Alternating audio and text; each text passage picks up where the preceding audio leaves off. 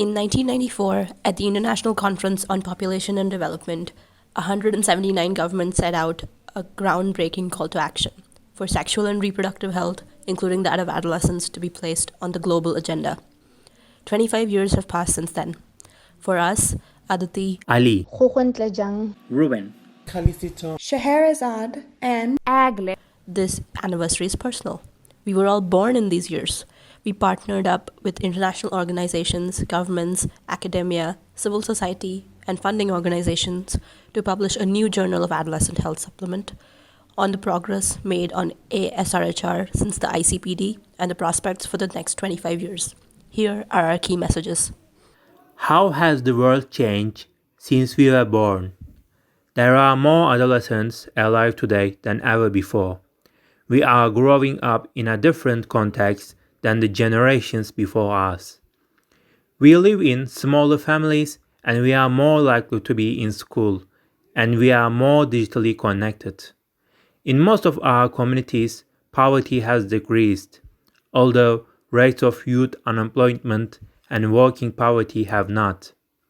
Sadly, we are disproportionately affected by humanitarian crises and emergencies, and we are already facing the dramatic consequences of climate crisis. How has our SRHR changed in the last 25 years? Encouragingly, there have been concrete improvements in some aspects. Many of us initiate sexual activity later than adolescents in the past. Girls are less likely to be married and to have children before age 18 and are more likely to use contraception and have access to maternal health care.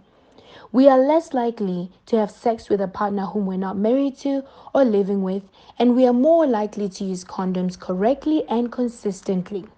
Girls are less likely to support and experience female genital mutilation. On the other hand, though, some aspects of our SRHR remain major issues.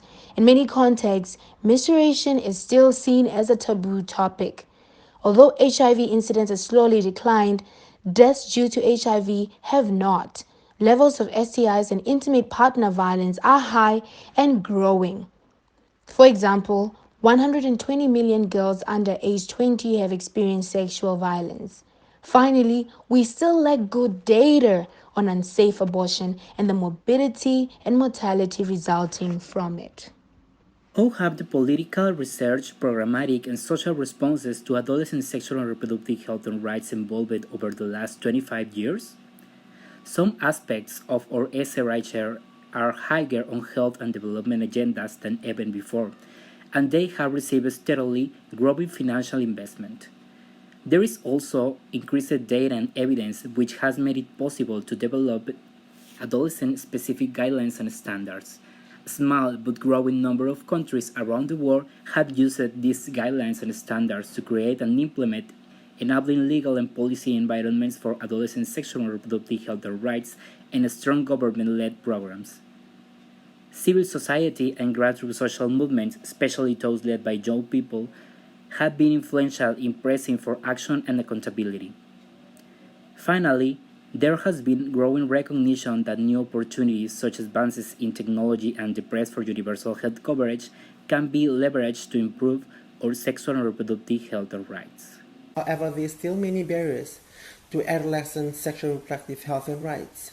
These include legal barriers such as requirement for consent from a parental or spouse to access services, social barriers such as stigma and having sex before marriage and the pressure to prove our fertility after marriage, and the service delivery barriers such as the cost and poor quality and health worker bias. Underpinning these issues are entrenched through gender inequality. Additionally, many of us still have difficulties to acknowledge us as sexual being and view our sexuality as a problem or something to be controlled. This is especially true for those of us who are LGBTQIA and those of us who are with disabilities. there are only 10 years left to achieve the 2030 Sustainable Development Goals agenda. To contribute to this and fulfill the unfinished agenda of the ICPD, what actions are needed? Looking forward, efforts to improve adolescent sexual and reproductive health and rights must build on the progress and lessons learned over the last 25 years to scale up what has worked.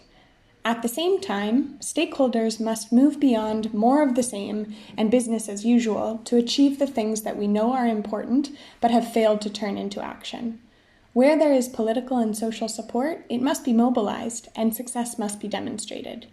Meanwhile, where strong support does not exist, the case for action must be made through acceptable entry points. External and domestic funding must be used strategically and effectively to demonstrate that investment in adolescent sexual and reproductive health and rights is worthwhile, while new and leveraged resources must be advocated for to fill the gaps. Efforts to communicate and apply enabling laws and policies must be stepped up, and changes must be made where harmful restrictions, contradictions, and loopholes still exist. Human and system capacity must be strengthened to implement and sustain a comprehensive package of SRHR interventions, tailored to respond to our specific attributes, needs, and barriers at scale. This package must be integrated within the health system and coordinated with other sectors, such as education. The quality, equity, and effectiveness of these interventions must be proactively tracked using real-time disaggregated data, and good governance must be promoted. Last, but certainly not least, adolescents and young people must have a place at the table in order to actively and meaningfully participate in the decision-making that affects our lives. We are not merely beneficiaries. We are equal partners with knowledge and expertise critical to ensuring the appropriateness, effectiveness, and sustainability of action on ASRHR.